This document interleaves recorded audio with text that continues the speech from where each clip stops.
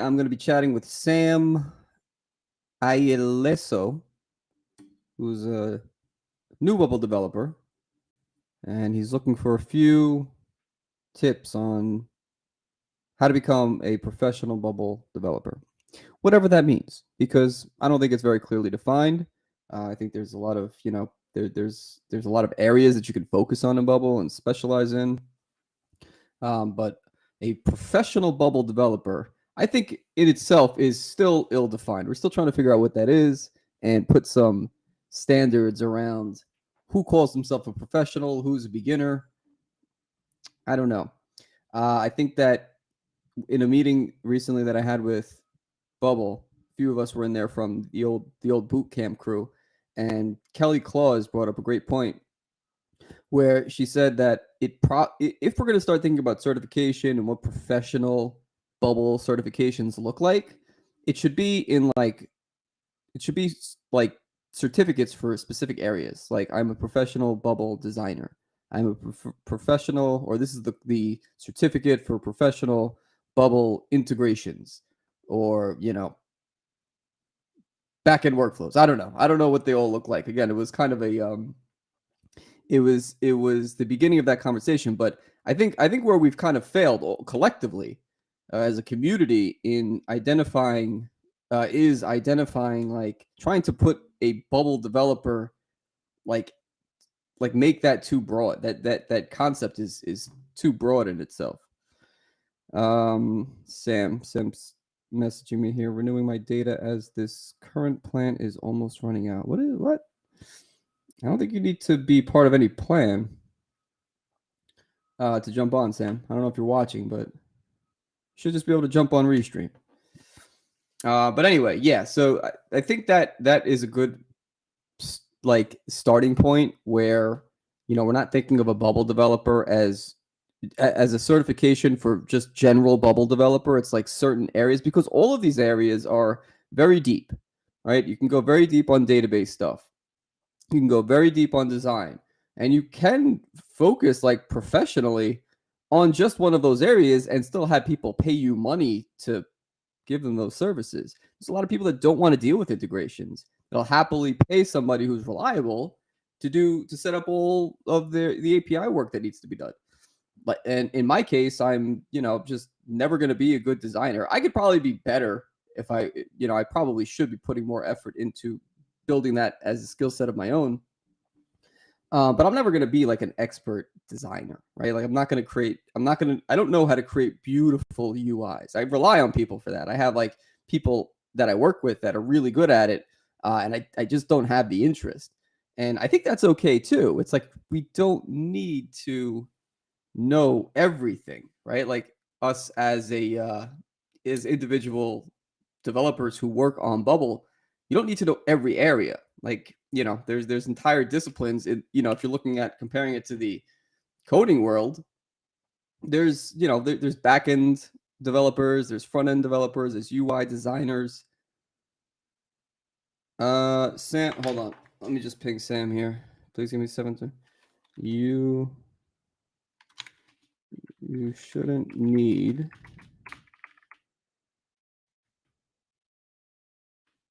plan with Restream. Not sure. He's having a hard time getting on, I guess, but you shouldn't need a plan to jump onto this stream. Should have just, it's a couple clicks. All right. Well, hopefully he gets on. But the reason I'm saying all this is because I want to speak specifically. Generally, I think that we can, like, people will ask, like, what's the best way to become a professional Bubble developer? But I think the answer to that is very nuanced. It depends, like, what your goals are, what you're trying to do here. Do you want to be a full-time Bubble developer? Are you asking because you're building an idea yourself? Do you want to focus? Do you want to work with a company? Like, all of those things kind of matter into how you approach learning a platform like Bubble, because it's very complex. There's a lot of different components to it, and all of the components get very deep. So where to start, I think, is where most people kind of like, it's intimidating, and I understand why. Um, all right, Sam. I don't know if you're watching, but yeah, just jump on when you're ready, buddy. We got the messages coming in from Twitter. So I mean, I can relate to like my. I guess I could talk about like my story a little bit, like why I got into it and how I got to the point where I am at now. Again, it's weird to call myself a professional. I think I know more than a lot of people just because I've been doing it for longer. But it doesn't mean that like professional bubble developer. No one really knows what that is. Like people who call themselves professional bubble developers, we're still figuring out what standards make that true or what puts somebody in that category. Um, from the way that I came in was the the founder with a an app idea, right? So I came in with a HR related startup idea that I wanted to build, and I went through the process of hiring traditional developers, and then it ultimately led me back to Bubble and trying to uh, you know, build the MVP that I wanted in the platform. So I had like a very specific need. It was never like in my mind to become a professional anything, except maybe startup founder, I guess. I don't know. But the idea of being a developer wasn't really even a thing for me. It's just like I had this end goal of building an MVP, and in that in that process, I learned how a new skill. Like going through that process, I learned a new skill that I realized was valuable because people need software built. People need to build software, and people pay a lot of money for software developers. So I kind of had to go through that process. But I think in the beginning, I don't think that I've ever taken a bubble course.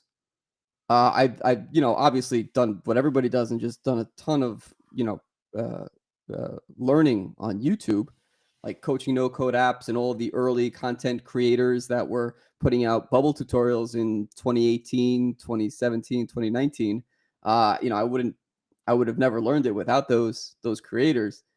And I just kept going with that. And the I think the biggest even coming off of Bubble too, and maybe I should broaden this to not just speak about Bubble, but coming off of Bubble, I also started working with AppSheet that gave me a totally different perspective of what can be done with these kinds of tools because AppSheet was very heavy on internal applications and very heavy on like math, right? So very spreadsheet heavy.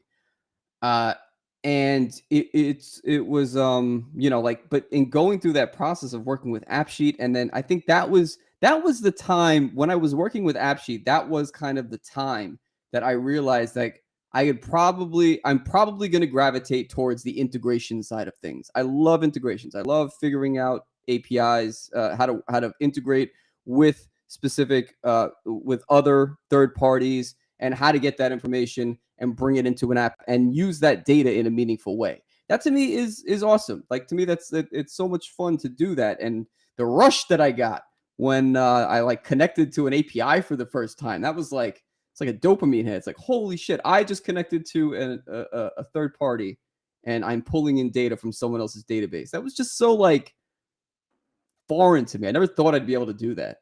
But that kind of gives you the motivation to keep going deeper, right? And keep kind of focusing on the thing that you're interested in. Like that kept me going. So it's eventually I made my way back to Bubble after, after that project was ongoing for a while, but I did make my way back to Bubble. And the reason I chose AppSheet over Bubble was because again, it was just easier to do math with AppSheet at the moment, but it's not anymore. If I could go back, there are tools now that really weren't available then, like Sparklight, that makes math a lot easier in Bubble. So I think finding that again, finding the where was I? I know I'm going on a tangent a bit. So I didn't have I thought Sam said he had some network issues. I didn't have too much. Um, I think it's going to be more of a conversation. So hopefully, if he jumps on, we'll dig into his story and what he's looking to do. But I'm just thinking like, what is it that kept me going in on the path that I was from an early start? And these are the things that are kind of coming to me.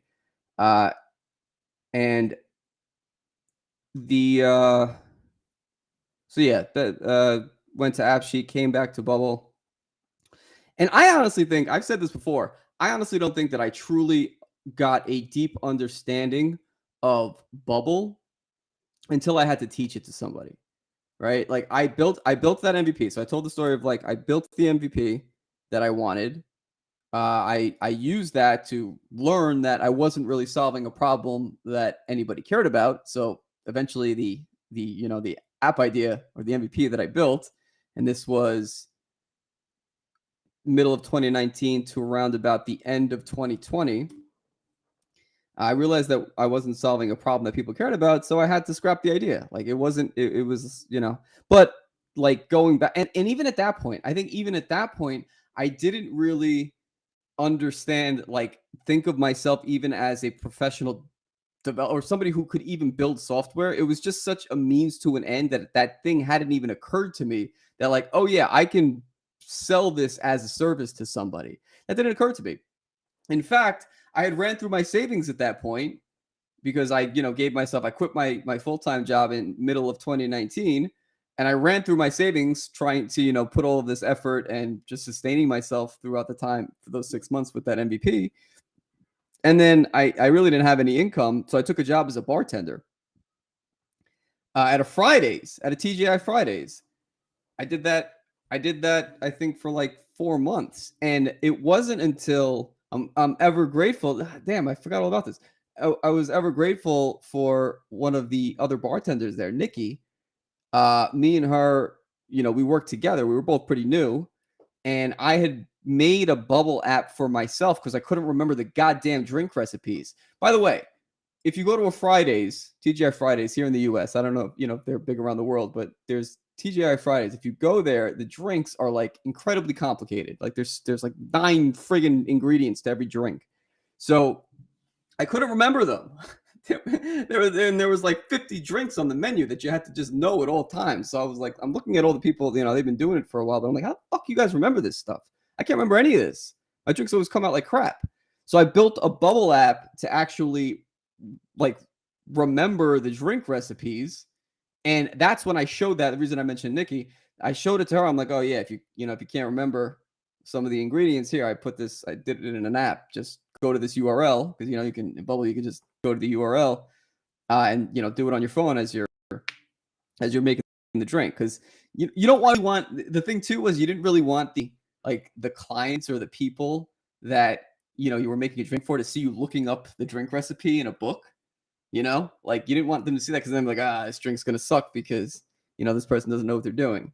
So you didn't want to always like be on the book. But if you were on your phone, like yeah, I guess it's a little weird that you kind of like almost looks like you're texting like while you're making the drink. That's a little weird. But it was also it was better. It was better because you could just do a quick like da da da da check, and then you got your little ingredient list there. So when she saw that, she's like, "Why aren't you building apps? Like, what are you? Why aren't you working on kind of building an income based on building apps?" And only then, that's when I had the kind of realization, like, oh yeah, well that seems obvious. Like I built my own thing. I mean, again, I didn't really see myself as a professional Bubble developer at that point, but but still it was a possibility, and it was a possibility that I didn't even consider until she pointed out like why don't you think about building apps for people? It seems like something that people would want. um Let me pause that story here, Sam. um I thought I heard you jumping on, buddy, and then it crapped out quick.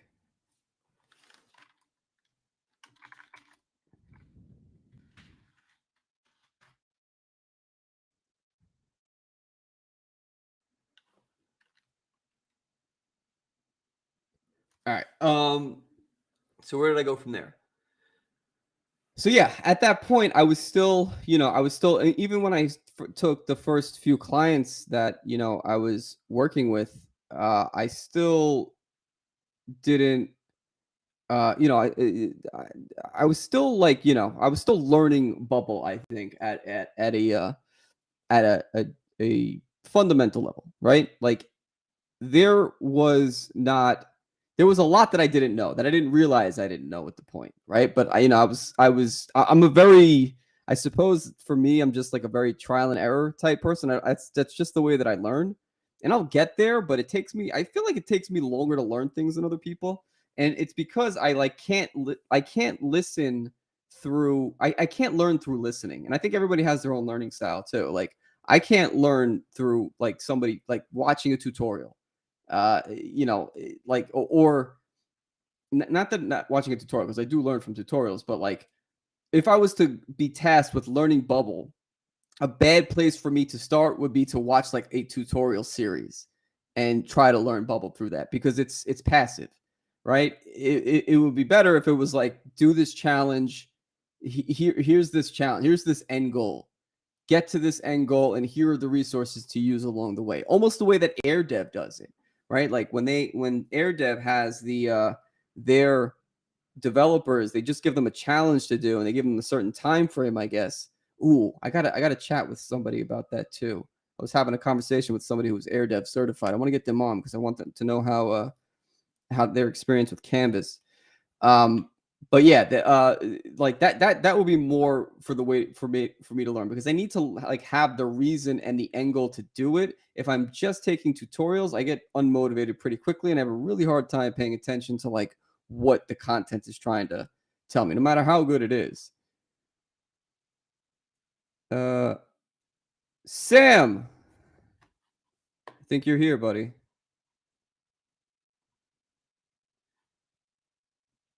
Hey, Sam, can you hear me? Can you hear me? I can hear you. Yes, I can hear you. Can you hear me? I can hear you well.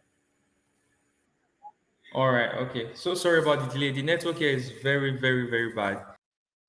But then I really hope to get the best experience. I really hope the network can, you know, agree No to problem, this man. stuff. I, So sorry about the delay once again. How are you doing, sir? I'm good, man. It happens. I was kind of going down memory lane on my own, just remembering like what it was, like the way that I learned Bubble and the all the things that kind of like led me to why I'm here now. And it was it was like an inward journey almost. So inadvertently, just kind of hanging out until you jumped on. Yeah. But I'm interested to hear like, what is it that you're, because I think everybody Thanks learns so much. yeah, I think everybody learns Bubble differently depending on what they're interested in and what their skill All set right. is, and so like I'm curious to learn a little bit more about what you're planning to do as a professional Bubble developer.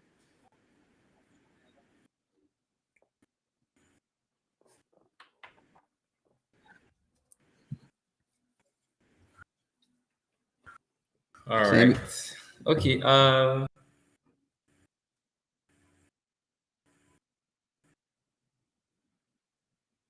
I thank God you've actually passed through what I've passed through you, and thanks for the opportunity. Can you hear me? Ish. Oh, the network here is not yeah, bad. I can hear you. Can you hear me? I think there's like a pretty big delay Hey. though. Oh, can you hear me? Can you?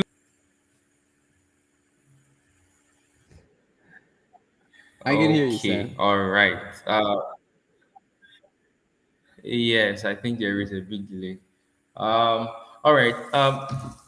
So thank God you actually passed through that passed through. So one of my major concern is can Bubble really answer most of my questions as regards building some specific apps? For example, I actually have an interest in the blockchain industry, like the Web3, right?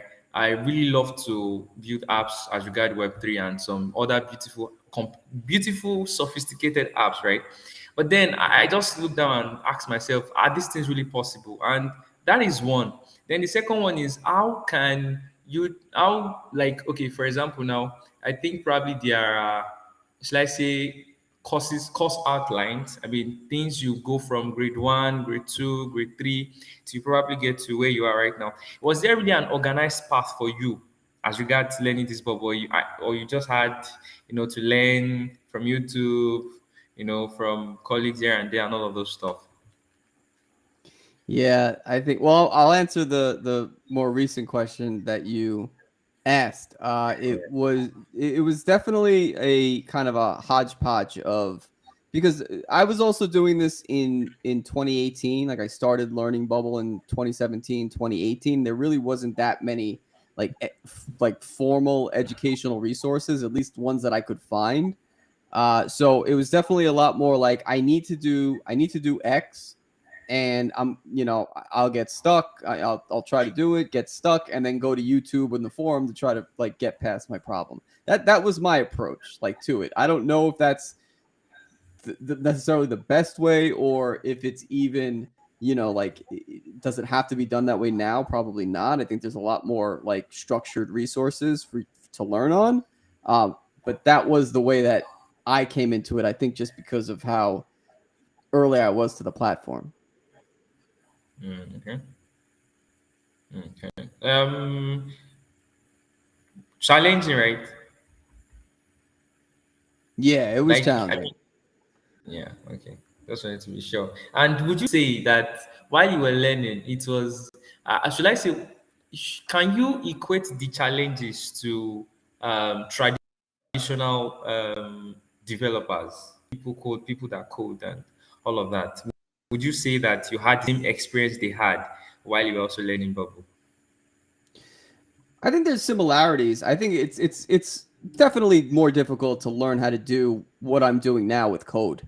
100%. Like the coding is it's there's so much more that you would need to learn to code like a back end, or learn front end language. So I think it's definitely easier to learn on Bubble. But with that said, it's not easy, right? It's a high effort skill to learn, even if you're doing strictly no code, strictly Bubble. I think where the similarities are is your ability to solve problems, right? It's the same thing. And this is something that I hear from everyone across, the development spectrum. It's just you're always trying to get more efficient at solving your own problems. And I think that's where there's a lot of overlap. Oh, okay. All right. That's actually interesting. Then, as regards the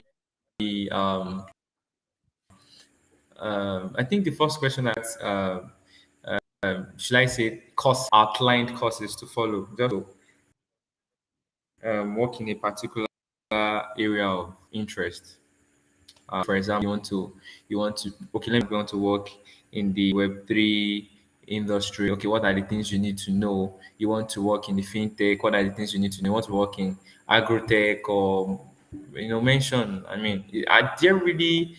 Do we all have to pass through the same route of okay, do this? No, I understand the fundamentals where you need to know the basics, but then when it comes to diversifying, what are your thoughts on that?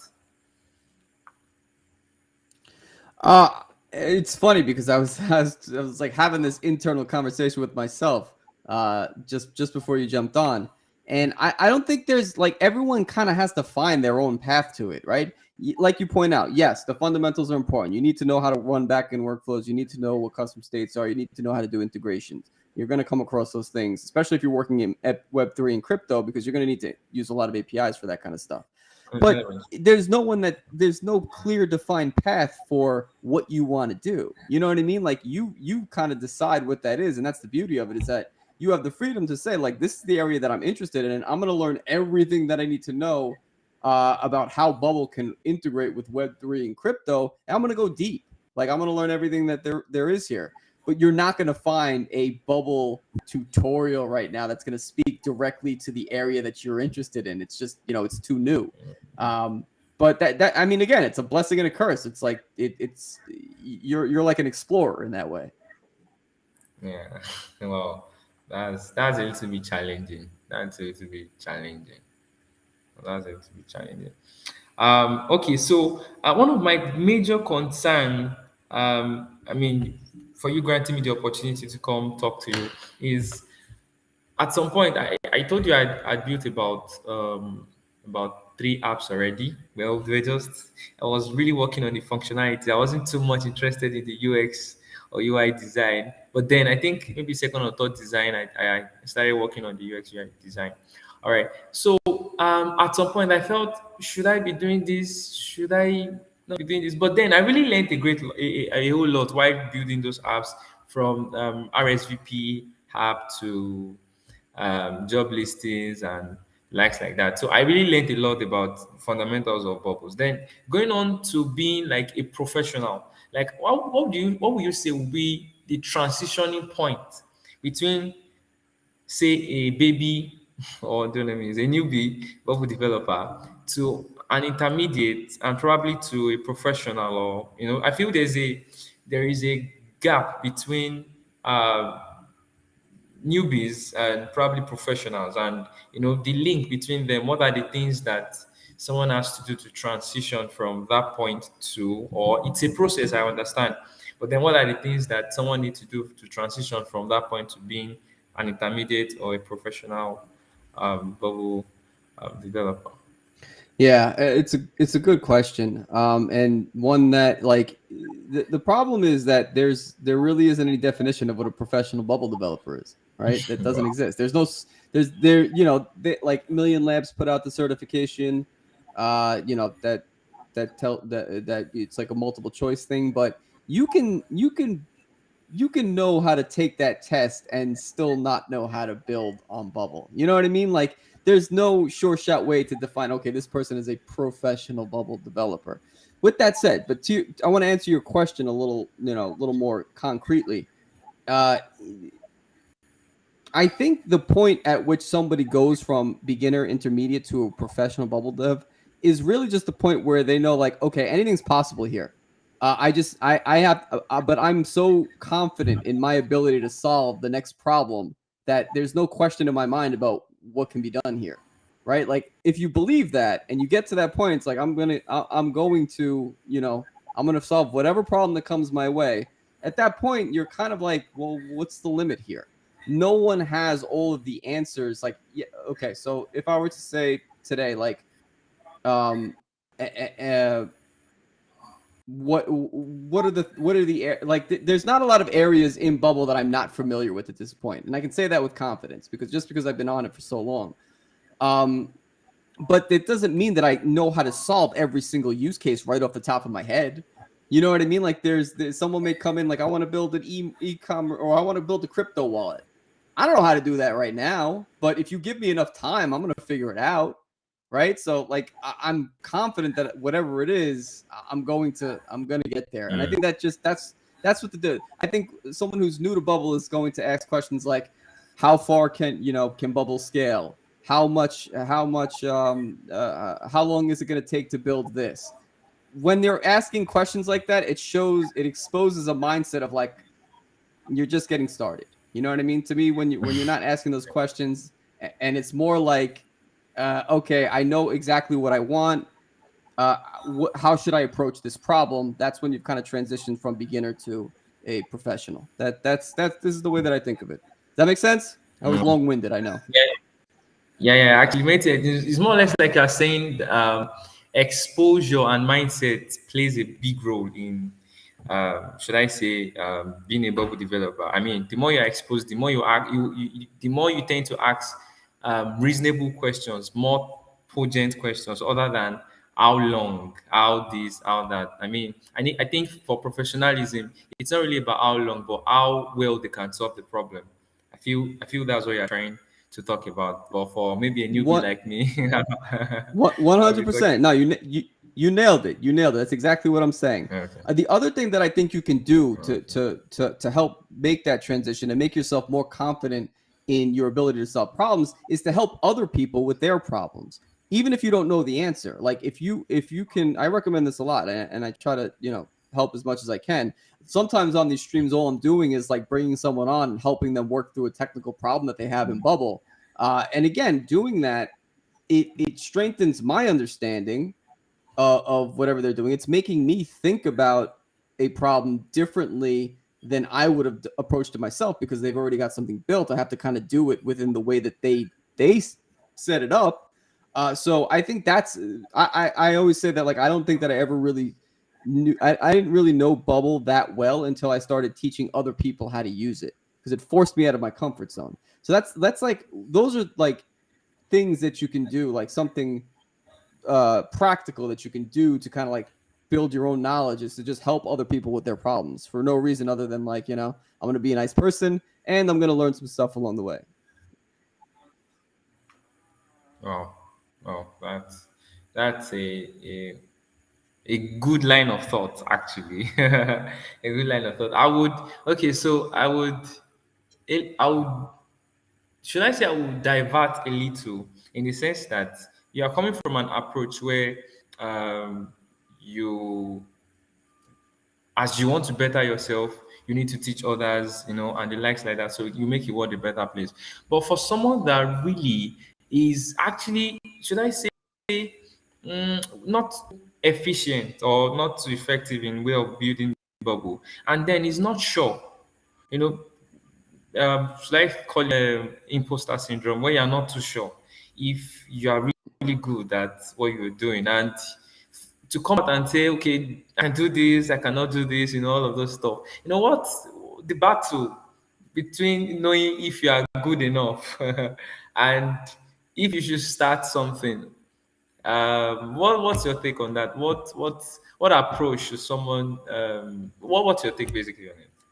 Yeah, no, another great question. I mean, it's for me, yeah, it was a long time since I even felt comfortable calling myself a bubble developer, right? Like, it was weird because my background is nothing technical. I came from a human resources background, and all of a sudden I was calling myself a freelance app developer. It's like, that's weird. Like you say, it feels like I'm being an imposter.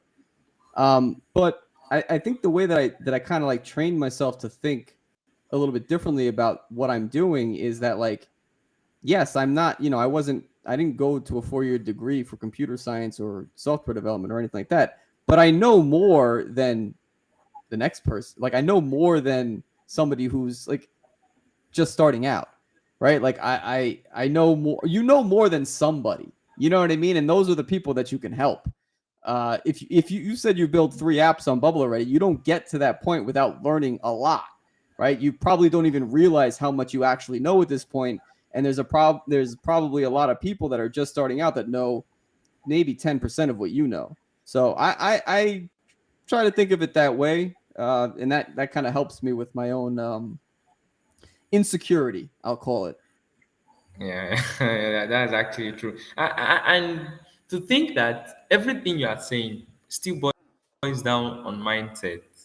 I feel conversations we're having basically is on mindset, while having in mind that you still need to grow, but then there should be a particular mind where think you're really not that bad, right? I mean, if you can do this, you should be able to do that, and you keep progressing from that mindset, which is very excellent. I think I actually need to work on that.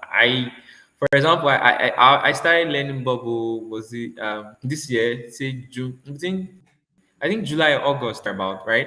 So when I started learning bubble, I was excited. I mean, no code, you can build an app, and I was like, okay, good, nice. But then when we started, and I was just basically learning the responsiveness, right? It was quite interesting. But when we now got to workflows, I was like, wait, what is this? I felt I was in another world entirely. But then as I keep challenging myself to take on this app and build this app, I felt like, okay, I think I'm getting better. But the point now is, you know, should I say there is a kind of a gold standard where you say, okay, you want to help a particular client to achieve his or her ideas. For example, okay, a client comes and say, okay, I want you to build this app, but then you've not built this app before, and you're not sure if you can take on this job, probably because you've not built it before.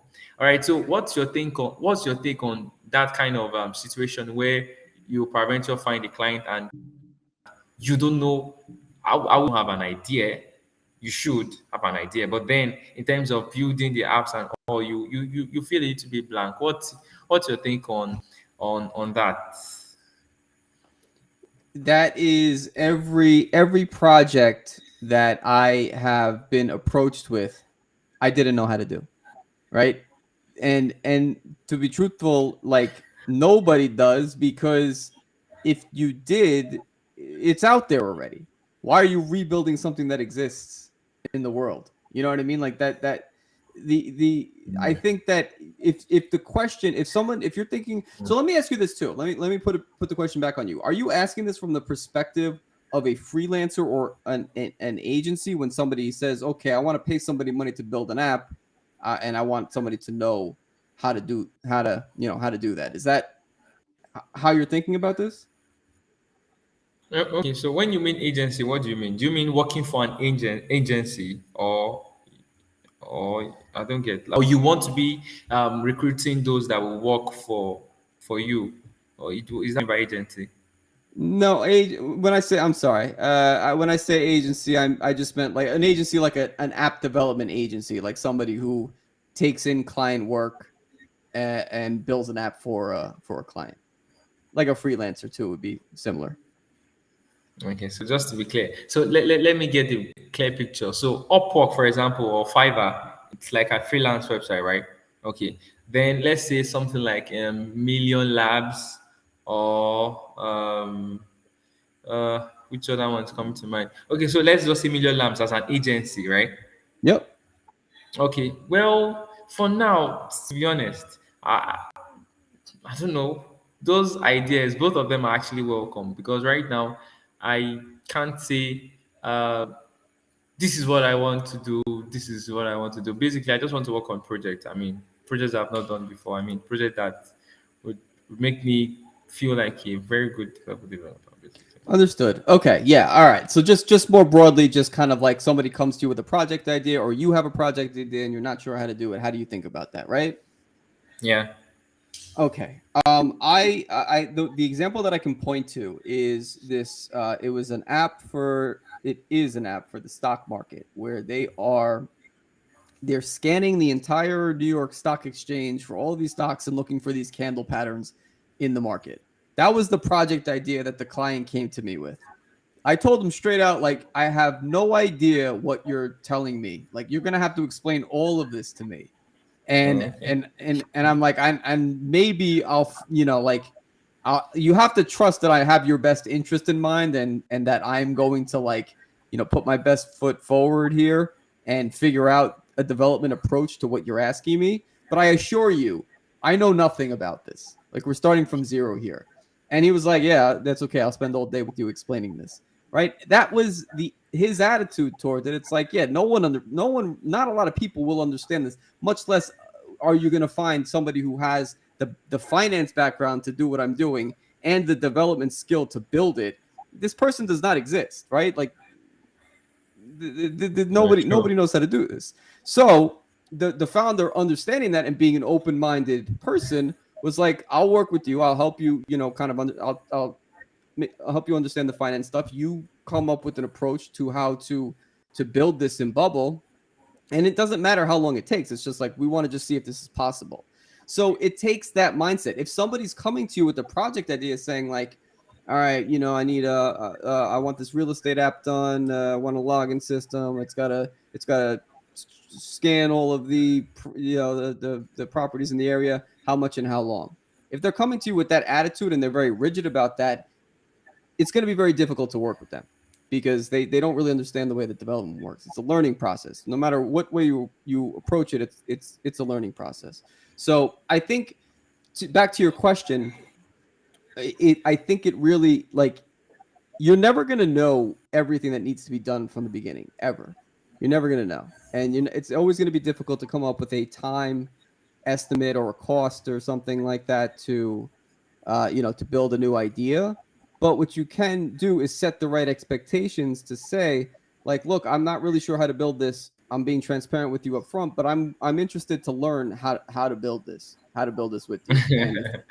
And and it sounds, I think people are kind of afraid to do that, because you want to come off as like, I'm the professional, but then you're putting a lot of pressure on yourself to know more than you really do, and you wind up in a bad development situation. I've done the wrong way. I'm saying this because I've kind of positioned myself as a professional, not really knowing, like, like as much as I had let off, and it bit me in the ass. Like it wound up, the relationship kind of went sour because of it.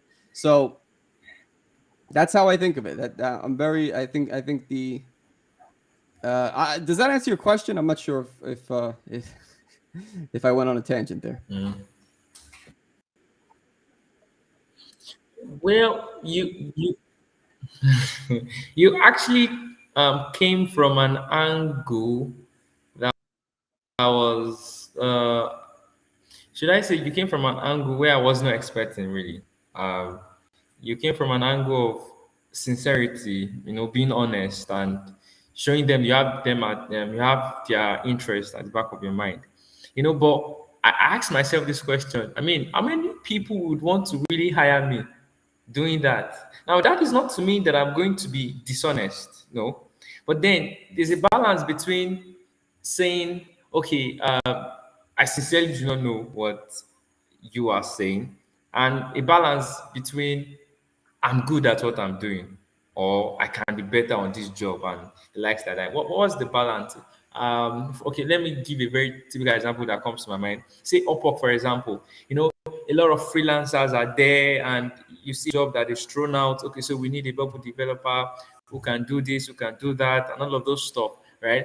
And then you're like, okay, you want to write your applications, and you want to show your interest in the job, and they ask you some questions. You would want to secure the job. All right, so what the balance, I would say it's a little bit tricky actually. And maybe you were coming from the angle of maybe not too many competitions. I don't know if that makes sense. I'm not sure. Yeah, But well, then, there was a lot of other bubble developers that he was talking to. I think the reason that he went with me is because I took the time to understand his idea better than anybody else. That's really where I think I set myself apart. It wasn't how good of a bubble developer I was, because there was 30 other people that reached out to him, but it was the fact that I just invested time up front before he was paying me anything to say, like, I want to learn about what you're actually building. This has nothing to do with development yet. This is just like me taking an interest in the business that you're trying to build, and that set me apart. That literally just doing that. Additionally, another thing that I'll call out there is that if you're, again, I'm thinking of this from a freelancer perspective, and this may not be what you want to focus on, but I have to call out that if you're sending automated emails trying to compete with other freelancers and development agencies, you can set yourself apart by that, by just asking a targeted question that showed that you read what their specifications were, or what some of the information that was in the request for proposal that they sent. So just like that personal touch, and just like showing that you like read and took an interest in what they're building, that's been a big key in like getting client work for me. okay, all right. Okay, yeah, I actually get your point. I sincerely get your point. It's more or less like someone coming to me, or some people coming to me and say, okay, you know what, I saw your job. I saw your job post, and I want to know, how much you pay and all of those stuff, without necessarily taking time to understand what the job description is all about. So that by the time the person gets the job, the person will be frustrated to see that, oh, so this job is all about this, and not, even perform optimally when he or she is employed. I Yeah. think I actually get that view. Well, that's actually a very great line of thought. I would have actually thought about that. So basically, what you're saying is, if you're reaching out to clients, potential clients, I mean, the first thing that should probably come to mind is understanding what they want. Yes. Okay, rather than saying you're a professional, all of those stuff. Yes.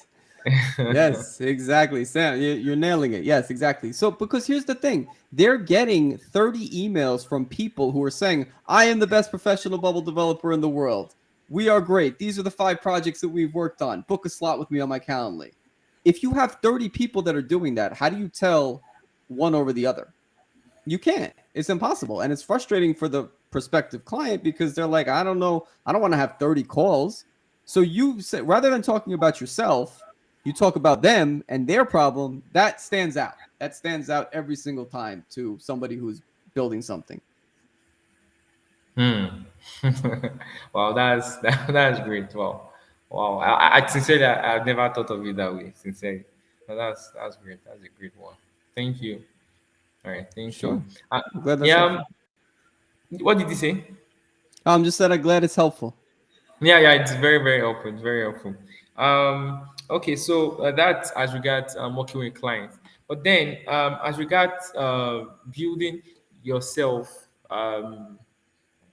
In being a bubble developer. Um, did you at some point have like a kind of say challenges? When I mean challenges, I mean okay, say you want to do this. How do I put it now? Um, okay, so for example, working on a project, for example, makes someone better. Actually, it does, right? Because you have one way or the other, you want to source for resources. But then, my question is,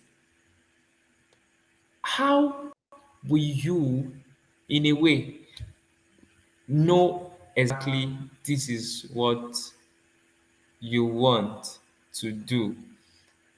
Uh, right now, I would say that I'm interested in Web3 at the moment.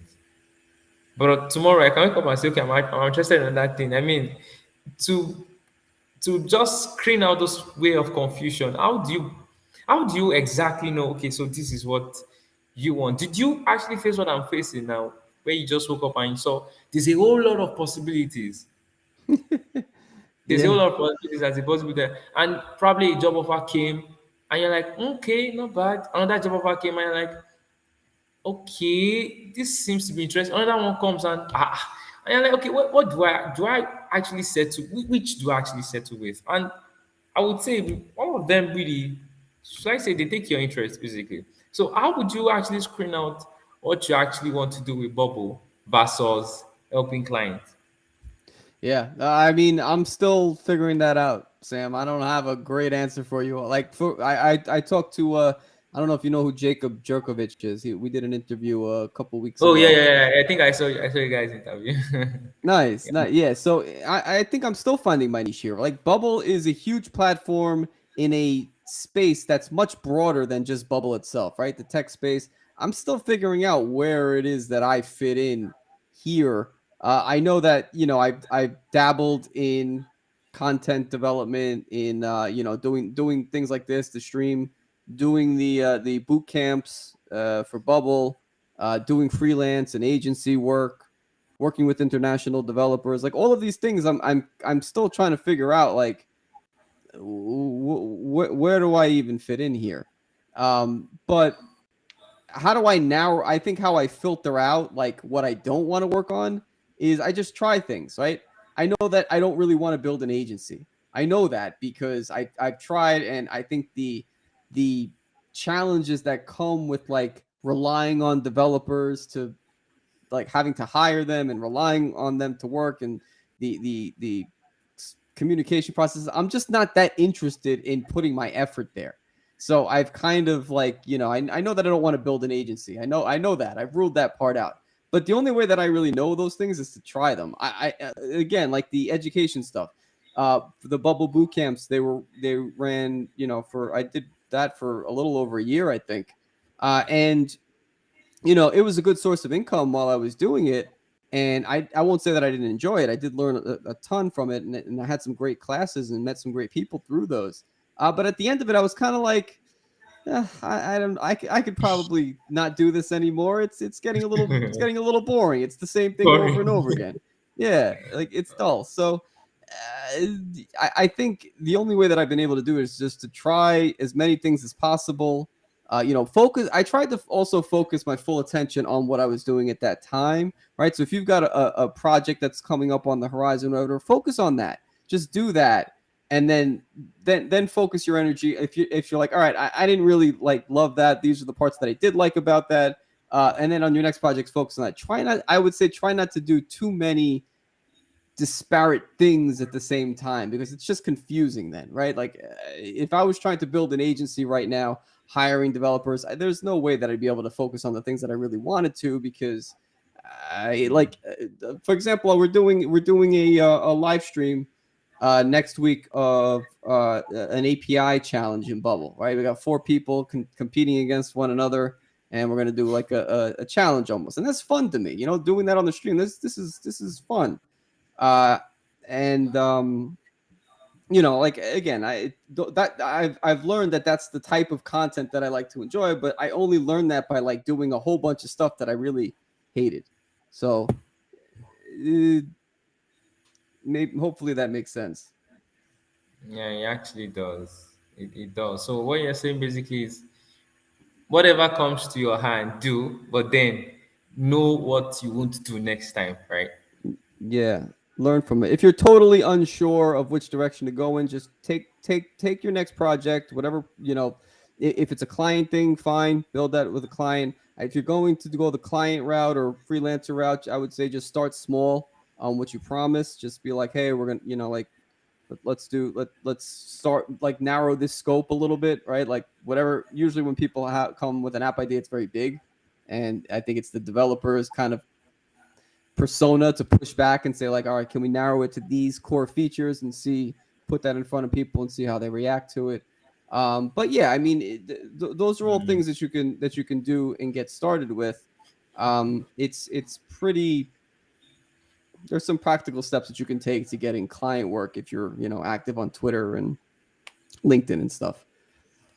Okay. About being active, yes. Uh, all right. So I have an issue with that, really. I have an issue with talking on Twitter. I really have an issue. Even on LinkedIn, I have an account, basically. I do have an account, but coming out there, to show, oh, this is what I do, and all of those stuff. I do. Is it really necessary? I would rather, yeah, I would rather just go to your DM, and just say, I'm interested in this and that. That just coming up and show, I say, oh, I am this, I am that, and it's really been a struggle for me, to be honest. I don't know how to actually balance that. Now, I actually messaged you, right, when I saw this. I'm like, oh, probably a normal person. When I mean a normal person, sorry, I mean people that maybe tweet a lot. They will tag you, I mean, let people know that this person is being tagged and likes that. But me, I would rather just come to your DM, and ask the questions I want to ask, make some inquiries, and I think I'm fine. But how do I do well in those spaces, especially Twitter or LinkedIn, to get prospective clients? Understood. Yeah, I mean, to give you my what do you call it? Like, I was never active on Twitter or LinkedIn or any social media at all until 2020. Right, so I'm very new to doing this too. So I think the way that I get over it, and I've gone through a couple of cycles of like talking about myself and talking about projects that I'm working on, but I find that works best is just like here, I'll just give you an example of like some of the tweets that I sent out, right? Like there's not, I think overthinking it is probably the most common mistake that I make, right? Like, here, we're live right now. Like, this is a tweet that I sent out, when was it? Here, this one. Annoy a bubble developer with one phrase, right? There's nothing to, like, I'm not really myself here. It's just kind of a fun thing that came into my head that I was like, oh, maybe other people will like this. And even if when you start doing things like this got a lot of comments. It got like 30 some odd comments, 38. And if you start like just doing that, like, instead of trying to force like, oh, I have to put something out, it's just like, oh, this thought was in my head that I thought was interesting or funny, and then just putting it out there. Yeah, that usually resonates with more people. And then just by nature, people start DMing you, and then, like, I think there is something to saying, like, putting yourself out there as like, why are you, like, is your goal to get clients? because what am I trying to say? I lost my train of thought. If you are like, you should make it known. If you are like looking for client work, you should make it known that you are freelancing. Otherwise, people are not even gonna. They're just not gonna know to say like, oh, hey, Sam's a bubble developer and he's looking for a client, and I have another person who wants an app built. Let me connect them. Like, no one will think of that if you don't put yourself out there a little bit as a freelancer. You don't have to like be super braggadocious about what you're putting out there. Like, hey, look at me. But just being, putting something out there, it'll keep you in the forefront of people's minds so that when certain opportunities do come along, they think of you, you know? The same thing works with LinkedIn too, right? Same thing on LinkedIn. I've used both. I think the majority of the clients that I've worked with have come from Twitter and LinkedIn. And those are also the best leads because they're usually warm leads. It's not like you're cold emailing somebody, which I've done too. Actually, that stock scanner app that I got was a cold email. But the best, I think the best relationships come out of, just like someone introducing you on Twitter and, like your but and it goes from there. But I think there is also something to getting over the fear of like putting yourself out there and posting and putting your thoughts out there and not worried that people are going to be critical. Like, like if you see the people that are in the Twitter space, I'm sure you follow a lot. Like, they're not mean, you know what I mean? Like, Yeah. no one's saying like, hey, that's a stupid idea, John. They're just like, either they'll just ignore it or they'll, there's a reaction to it, which is usually positive. So I don't find, like, people talk about how toxic Twitter is and that all of, it's a lot of mean stuff, and that's probably true.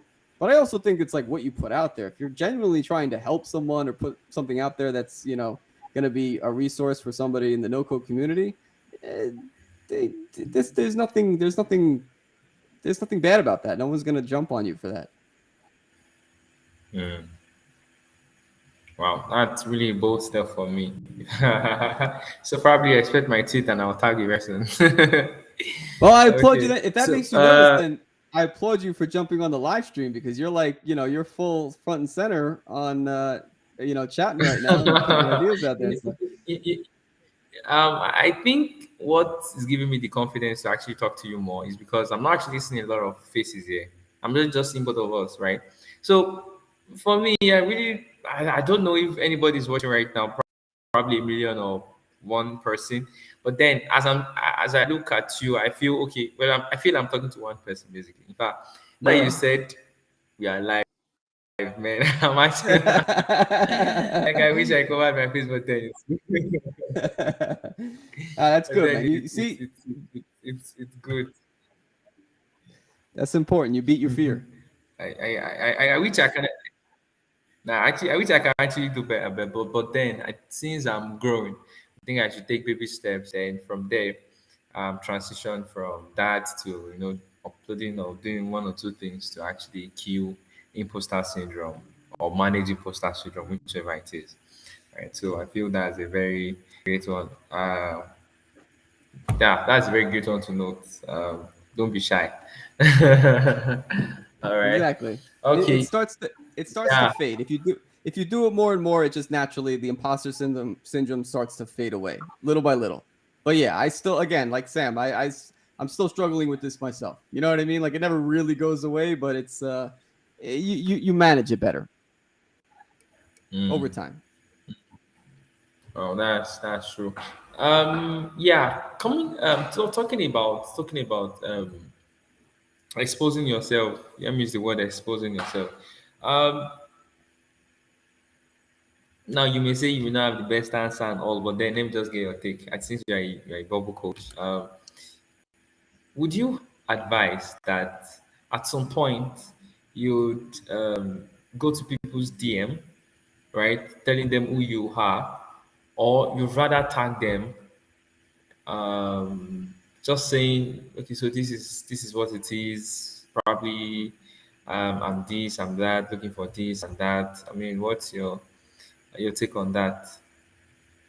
I think that I don't think there's anything wrong with DMing someone. That's fine. If I see some like a project that someone said, "Hey, I'm looking for a bubble developer," blah blah blah, I would DM them. There's nothing wrong with this.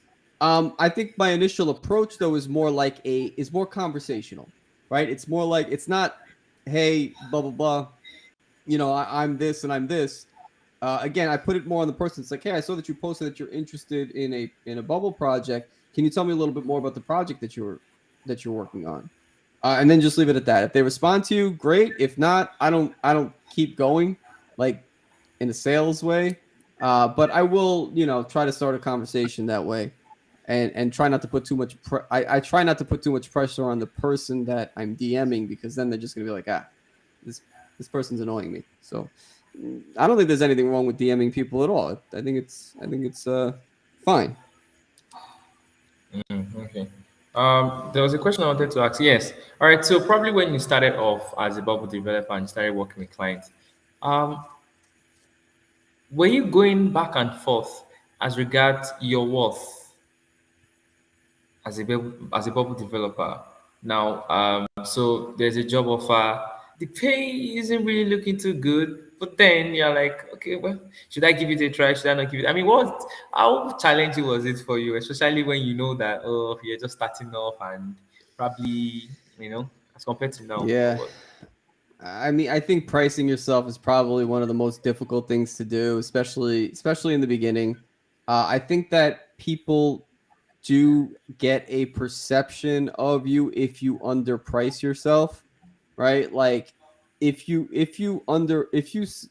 going in at a very low rate, they're going to you may win a client, but they're going to expect, how do you say, they treat you different. My experience is that they just treat you different. If you charge too little, they don't treat you nice.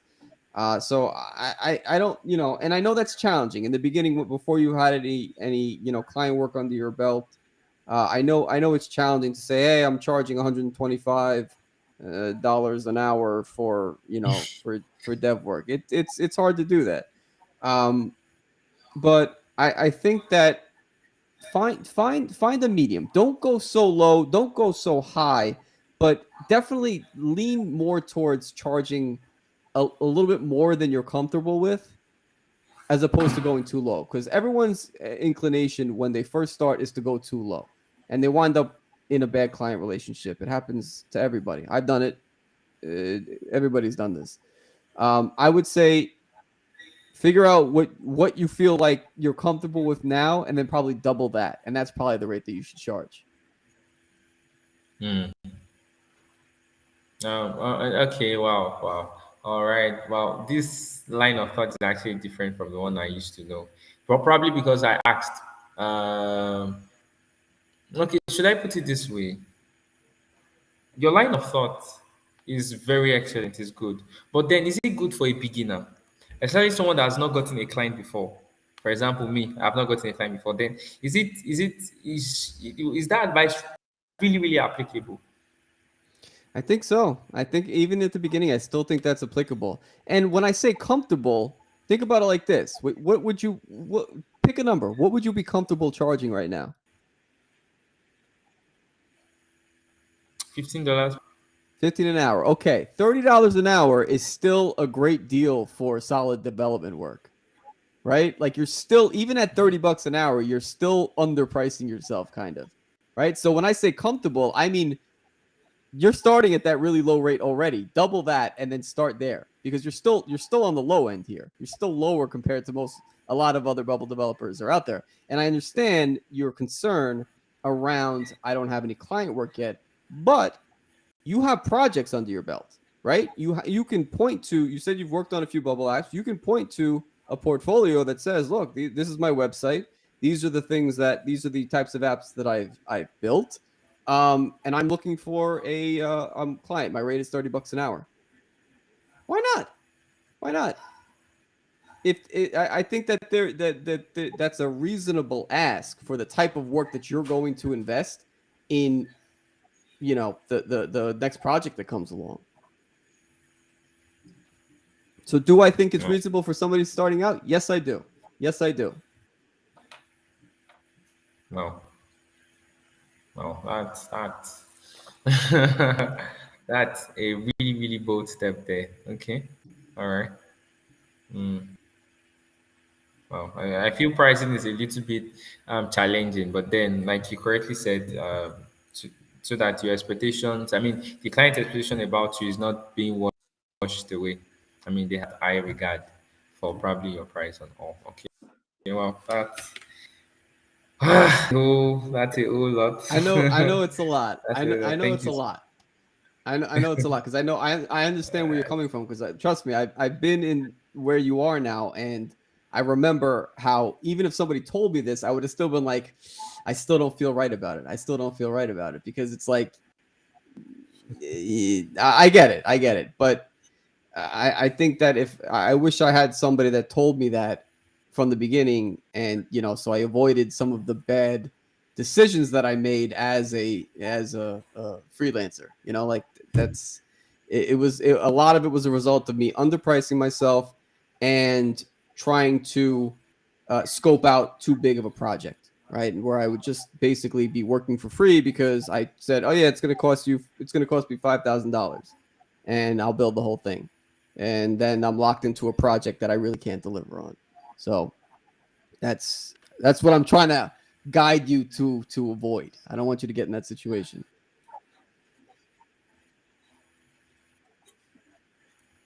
Yeah, yeah. Concerning what you said, how would you know you can do this project or not? Um, well, when you say do this project or Did you not, get a what does that question? mean? Um, Can you still hear me, Sam? like, how do you know you can handle a particular project? How do I know? How are you asking? How do I know if I can do a particular project? Yes, yes, yes. Um, kind of going back to what I said before. I'm I if you're going to put the hours and effort in, you'll figure it out. There's always a way to build anything, right? Like there's really, and it's not limited to your technical ability at the moment. If you have a reason to learn it, you're going to figure it out. It's just like how much time is it going to take you to get there? That's really what you like need to be asking yourself. How flexible is the person that I'm working with? But at this point, it's like I know that there's really no problem that with given enough effort and time that I won't figure out. Like that's just kind of the way that I approach that.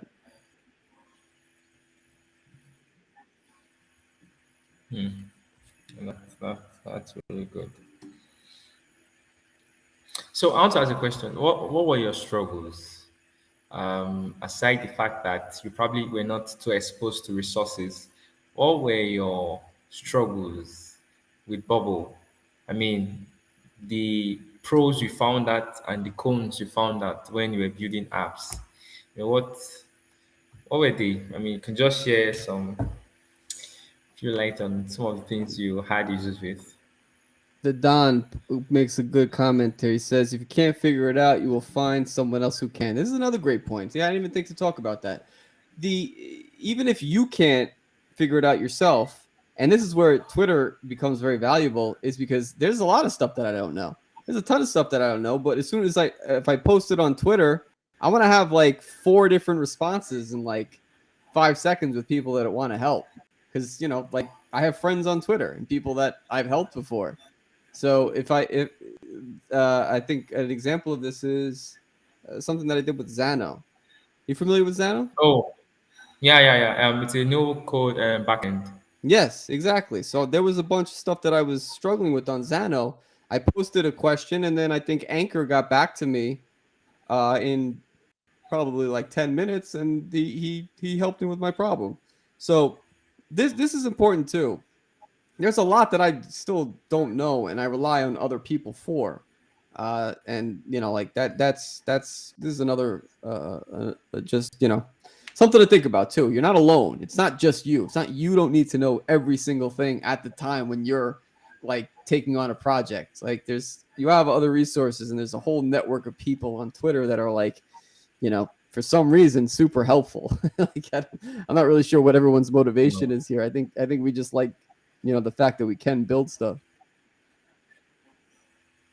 Wow, that's a good one. So the way you overcome them was basically asking questions. Okay. Yeah, I'm sorry. No, Sam, hang on. it's good. No, it's fine, it's fine, it's fine.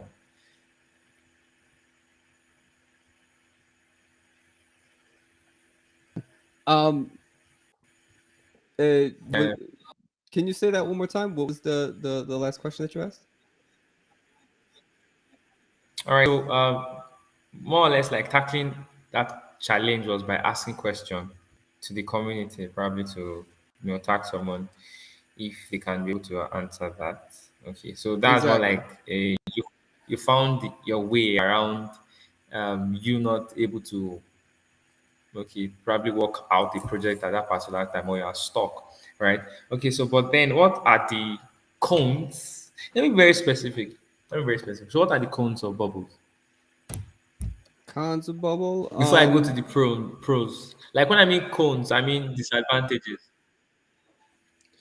I think it's a big learning curve. That's one of the probably the thing that makes most people shy away from it is that it's difficult to learn. But when you get comfortable with it, you realize how powerful it is, and really it's just kind of an exercise in how much effort do you want to put in. So I think that probably as far as a con, if I'm to think of it that way, that'd probably be my biggest you know I don't even know if you'd call that a criticism. It's designed that way, so it's meant to be like that. But I lost you, Sam. But yeah, I mean that's really what I would call out as probably the thing that is most challenging for people getting started. It's just the learning curve.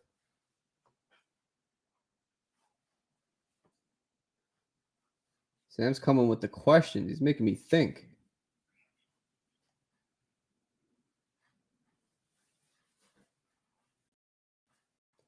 I don't know if we're gonna hit him back, but we'll see. It's fun. Like I realized that I was like kind of talking through some of the questions that I not anticipated, but like what he was the stuff that he said I was repeating from before he even came on. Like all of the stuff about having to talk, like whose approach it is that you're trying to find out. Like everybody has a different approach to learning this stuff and like have different motivation for wanting to do this. And I think staying motivated is like it depends where you're coming from. Like I'm not sure yet if Sam is trying to do client work, if he's trying to do, if he just wants like the next project under his belt. But in any event, all of those things are going to strengthen his understanding of the platform. All right, Sam. I don't know if I think maybe you had a network issue or something, but I'm gonna jump off. Hopefully that was helpful. Okay, I'll send the recording to you if you're listening, and I'll catch you next week. All right. Thanks everybody. Thanks Don for joining. I'll catch you later.